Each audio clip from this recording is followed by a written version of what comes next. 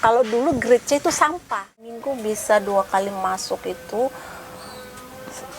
sampai 1 M. Besoknya itu pabrik kirim barang ke kita 1 truk. 1 truk. Kita kaget.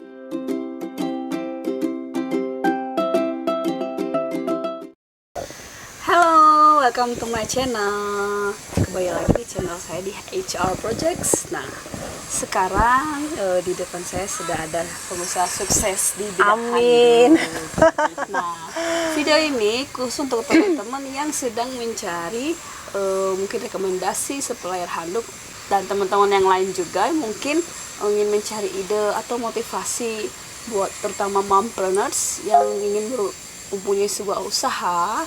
Kita bisa dengarkan cerita atau sharing dari Ibu Davin aja. Ibu Davin. Gimana Bu Davin awal-awalnya sebelum seperti usaha sebesar ini? Amin. Awalnya tuh bagaimana Ibu memulainya? Iya. Sebenarnya begini ya. Terima kasih udah mampir ke sini buat HR Project ya. Tadi kita sebelum ngobrol begini sudah cerita. Saya pribadi mensupport, dan intinya ada konsep orang berbisnis, memang dia pengen bisnis, dia punya modal, dia sudah planning waktu, tempat, tapi kadang-kadang ya ada faktor situasional ya, apalagi kita ibu-ibu. Biasanya kalau ibu-ibu ini nggak bisa pakai konsep karena belum tentu sejalan dengan suami, ekonomi, anak, banyak. Tapi kalau saya punya prinsip dijalani aja, jadi jangan tunggu esok-esok.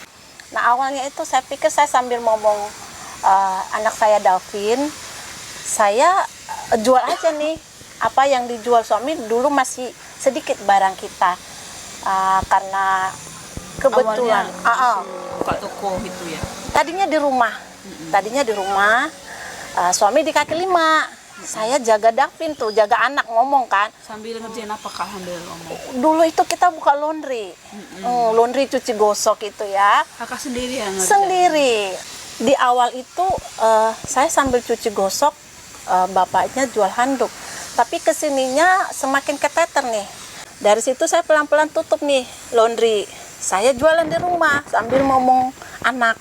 Nah, saya tawarin ke tetangga, walaupun nggak seperti produktif ya, ini iseng-iseng. Saya pikir untuk mendapatkan 35.000 itu nggak secapek kita menyuci itu kan. Begitu. Nah, dari situ saya tertarik, oh enak nih ya dagang. Nah, dari situ kebetulan waktu itu kita masih mengontrak rumah. Nah, waktu itu disitulah saya bilang, ini barang sedikit, kita toh juga membayar kontrakan rumah. Daripada kita mengontrak rumah hanya di perumahan, hanya buat tempat tinggal, kenapa kita menambahi 8 juta lagi? Kita ada peluang dilihat orang, ada akses orang melihat kita dan melihat barang kita. Waktu itu begitu awalnya kita, kenapa buka toko. Nah, kenapa handuk? Nah, itu memang mengalir. Awalnya kita jualan di kaki 5 masih keset handuk. Kemudian orang, ini handuk ya, kok sepertinya orang cari handuk. Kita bikin handuk, cari masih handuk reject waktu itu. Nah, dan handuk kita kiloan itu ya, bukan ya? Reject, belum kiloan. Ini sekarang yang kita jual handuk kiloan ini udah grade B-nya. Kalau dulu grade C itu sampah. Nah, sampai ini kita gunting-gunting. Nah, kadang kita obras dia jadi sapu tangan, jadi lap tangan. Kalau yang besar jadi, pokoknya bentuknya nggak beraturan. Tapi memang basically handuk ini memang kebutuhan. Kalau dia handuk besar buat mandi, kalau sampah ya buat lap. Nggak ada sampah sebenarnya handuk ini. Iya, jadi semua bisa digunakan sekecil apa. Bahkan dulu pernah kita ingat sampai 1 jengkal itu kita upaya dayakan itu bisa jadi lap, dijual 1.000 gitu. Itu kenapa kita setia di handuk. Nah, di kaki lima aja orang Kopi nggak kalian? Oke. lagi ngeri kok. Kak dulu nih. Di langsung on Yang lagi ini ya? set. Yang Inilah. lagi Sama kelamaan makanya terpaksa. Ini adalah ownernya ya pengusaha Atau suksesnya Bapak aja handuk. ya, Pak ya. Silakan Bapak. Silakan. Sini, Papa sini aja. Itu kita rasain. Oh ya, handuk ini benar-benar marketnya kemana. Jadi bukan hanya buat pakai saja. Market handuk ini yang paling bonus besar itu orang buat souvenir, ya. Karena souvenir itu kan tidak terbatas dari ulang tahun, Iya. pernikahan. Pernah satu pertanyaan itu dari teman saya dulu, kita pernah telepon, apa jual handuk? Emang ada orang beli handuk tiap hari? Jadi orang kadang salah konsep. Handuk ini kan marketnya bukan hanya buat pakai, buat souvenir. Souvenir itu 10, 50, 100, 1000 bahkan puluhan ribu sudah kita rasakan nikmatnya souvenir handuk itu. Nah itu jadi oh ya deh, kenapa harus produk lain gitu. Itulah Kalau untuk boleh ini ya. tahu Kak, dulu mau mulai usaha handuk ini, Kakak mulai di modal berapa? Berapa modal Kak dulu untuk buka usaha ini? Itu modal 450.000, kita masih jual barang temen dan dia kasih 900.000, kita masih utang 450.000. Itu benar-benar awal kita jual keset di kaki lima. Nah, orang pasti bertanya, mana sih? Secara kalau dinilai barang di toko ini, saya berani hitung 1 M ada. Dari atas ke sini, ya satu baliknya aja bisa nilainya 5 juta nih. Nah, handuk-handuk ini. Kalau dihitung ada Kak, 1 M ini semua handuk Harta gini. ya, hartanya Yang dalam. barang handuk yang ada di toko ini lah. Iya, tadi saya sampai ke atas Iya. bawah semua ya. Itulah ketika kita mau memulai usaha pertama, ya produk apa nih produknya. Nah waktu itu mobil kita, aduh kalau diceritain sebenarnya panjang banget ya. Kalau diceritain detailnya, Jadi sedih ya. detailnya kalau diceritain itu Kak nggak bisa sesimpel ini sebenarnya kan. Orang penasaran masa iya uang 450.000 bisa sampai 1 M ibaratnya. Memang prosesnya dari dulu masih nenteng begini sampai bawa motor, nah sampai bisa ke pabrik itu nggak gampang. Kita ketemu sama ownernya, dibantu ownernya belanja sejuta. Nah waktu itu kita berani ambil mobil Espas yang masih second. Nah itu supaya kalau ke kaki lima, Bapak Davin ke kaki lima itu barangnya itu lebih banyak, dan kalau hujan barang nggak basah itu dulu. Nah waktu itu mobil ini rusak, dan bos itu tanya, bos pabrik, kenapa nggak belanja gitu udah seminggu. Nah kita bilang mobil lagi rusak, jadi modalnya lagi mampet. Dan besoknya itu pabrik kirim barang ke kita satu truk. Kita kaget, kita balikin itu barang ke pabrik. Kita nggak mau utang gitu. Tapi ya bos itu bilang, ibu tidak utang. Anggap saya titip barang saya di rumah ibu.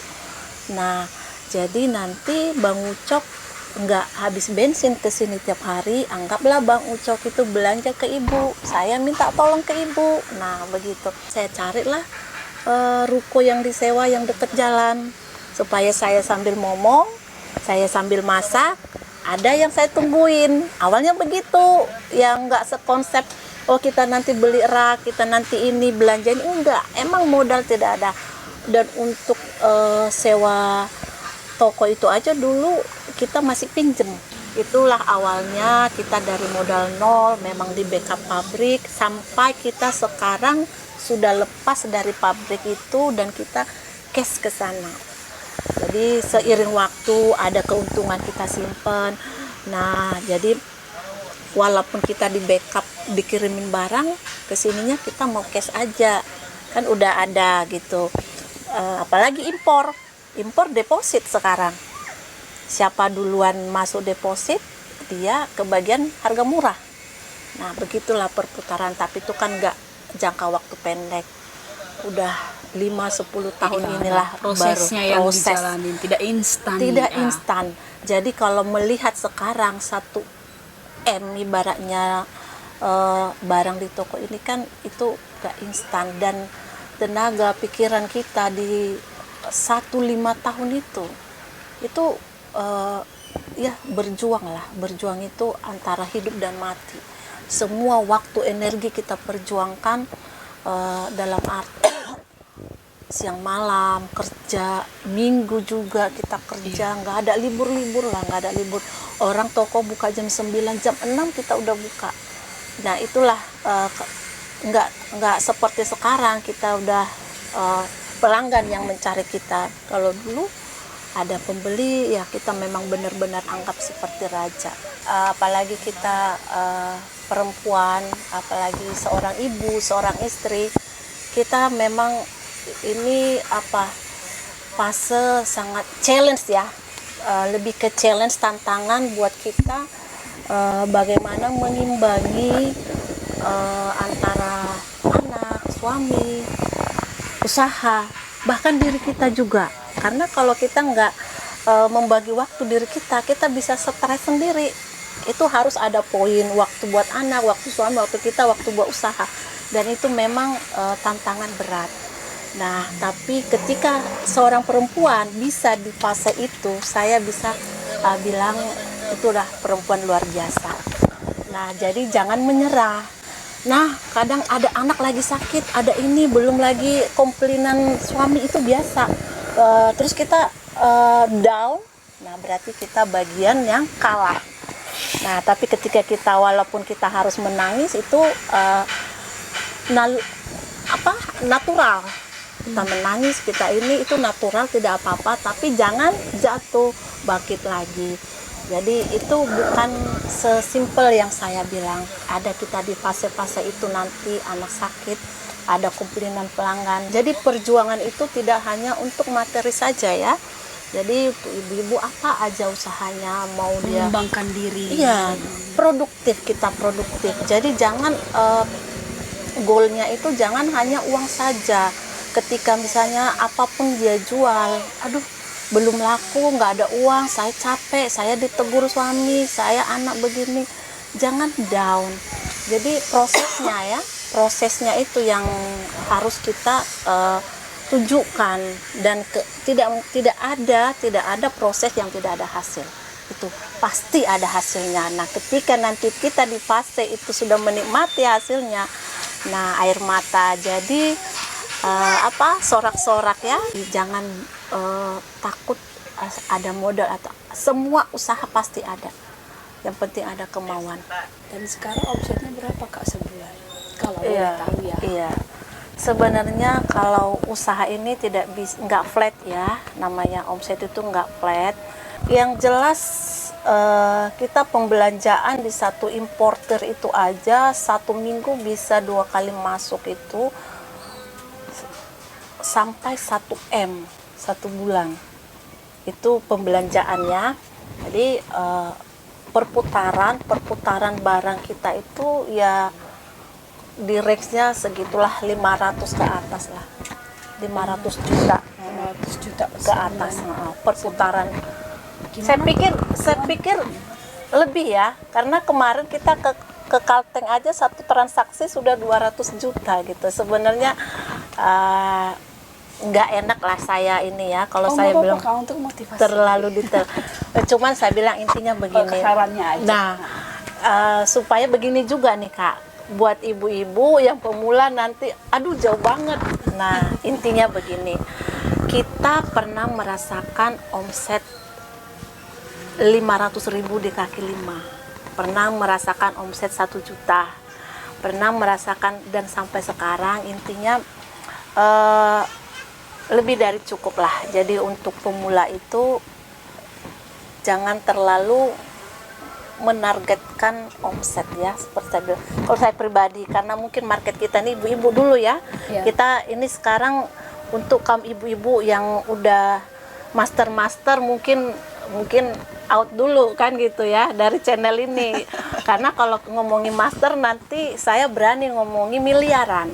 Tapi kalau kita naik sekarang ini oke lah kita untuk ibu-ibu dulu yang pemula ya, yang pemula. Intinya untuk omset itu cukuplah dari kitanya buat keperluan.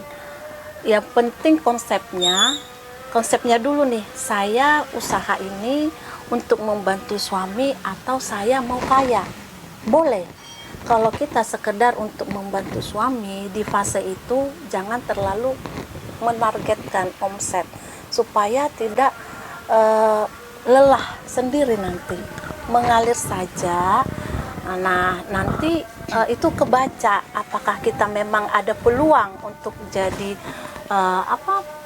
wanita pebisnis itu nanti seiring waktu. Karena kalau dia masih pemula, masih ibu rumah tangga yang belum tahu mau bisnis apa, dia nanti jadi lelah sendiri, mau mikirin 1M kan begitu ya Kak. Iya.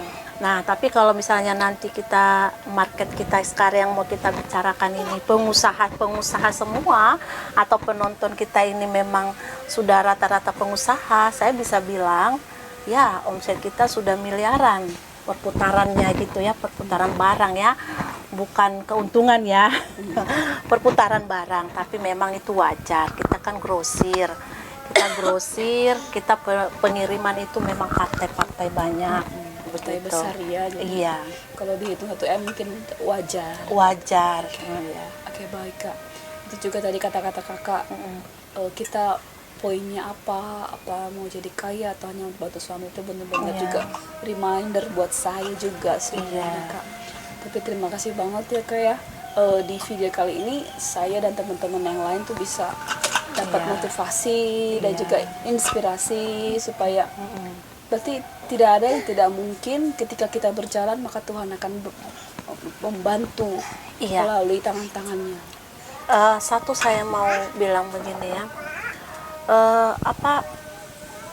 kalau satu usaha itu kita mulai dengan tulus ya.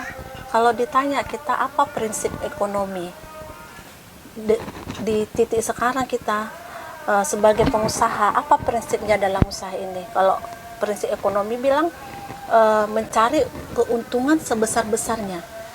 Kalau kita pribadi, kita sebagai pengusaha di sini selalu memposisikan kita ini adalah pelayan. Pelanggan kita layani dengan baik. Closing tidak closing itu bukan urusan kita, serahkan kepada pemilik rezeki. Tapi kita harus imani bahwa Tuhan itu senang dengan orang-orang yang bekerja. Ya. Bekerjalah kamu supaya kamu makan. Jadi kita hanya melaksanakan perintah ini aja, kerja. Masalah berapa keuntungannya, berapa hasilnya, itu urusan Tuhan. Jadi bukan urusan kita. Jadi kita menikmati lelah kita ini. Kalau kita memikirkan berapa untung kita nanti, aduh untung saya segini, kerjanya capek, dan itu akan mengganggu pikiran kita. Jadi ini saya pribadi ya. Terima kasih ya Kak ya. Semoga teman-teman juga selalu bersemangat walaupun lagi drop, dan juga untuk mencari inspirasi mau usaha apa. Boleh dengan jadi reseller dari Kak Davin jadi Handuk. reseller. Nanti dikasih harga spesial bagi teman-teman yang mendapatkan info dari channel ini ya. Betul Kak? Iya, Boleh? benar. Ada channel kita juga, Davin Handuk. Oh iya, ada channel Kak Davin juga ya. Nanti saya cantumkan di deskripsi. Subscribe ya guys ya. Dan juga kalau mau order bisa juga lewat channel Kak Davin. Gitu teman-teman, terima kasih sudah nonton video ini. Semoga terinspirasi dan termotivasi. Sampai ketemu di video berikutnya. Jangan lupa subscribe. Bye. Oke. Terima kasih banyak ya, Ya, untuk sama-sama. hari ini. Terima kasih atas kunjungannya, udah belajar banyak banget. Semoga laris manis ya. Makin sukses usahanya. Biasanya orang kalau belajar dari sini pasti usahanya Amin. sukses. Untuk pemesanan juga bisa teman-teman yang ingin jadi reseller untuk menghubungi toko Handuk Ya, Davin. toko Davin Handuk. Sebenarnya gampang sih. Hanya klik saja Davin Handuk, di internet biasanya muncul langsung. Dan di YouTube. Di YouTube juga bisa. Nah, kadang ketik handuk aja kita bisa muncul halaman pertama. Oh. Hanya handuk saja. Gitu. Itu kenapa bisa begitu? Tidak tahu ya karena mungkin banyak orang mengakses. Oh, karena ya. udah banyak di ini ya. Banyak Oh. orang akses, nyari mungkin. Oh. Karena memang itu dulu apa namanya halamannya sudah ada 10 tahun lalu kita buat di blog. Oh. Blog Oke. gratisan. Jadi mungkin mengakar. Jadi mungkin kalau kita ketik handuk ya secara tidak langsung itu jadi ngikut. Oh iya baik. Oke. Terima kasih ya Toh ya. Saya dapat harga khusus nih guys. Oke, terima kasih ya teman-teman semuanya yang lain. Terima kasih. Sukses juga. Mari.